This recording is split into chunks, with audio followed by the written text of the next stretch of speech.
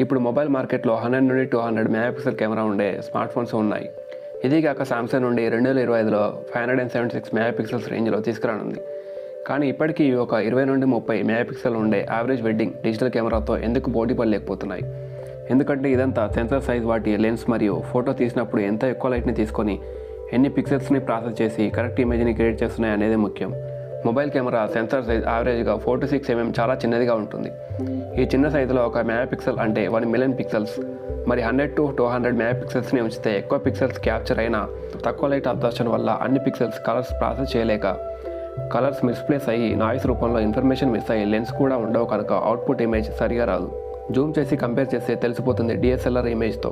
So ఎక్కువ megapixels smart phones అనేవి sales పెంచుకోవడానికి ఒక మార్కెటింగ్ స్ట్రాటజీ మాత్రమే. ఇప్పటికీ కొన్ని ప్రముఖ కంపెనీల మంచి స్మార్ట్ ఫోన్స్ 12 మెగాపిక్సెల్ సెన్సార్ కెమెరాయే వాడుతున్నాయి. ఈ వీడియోని మీ ఫ్రెండ్స్కి షేర్ చేయండి. ఛానల్ సబ్స్క్రైబ్ చేసుకోండి. మరిన్ని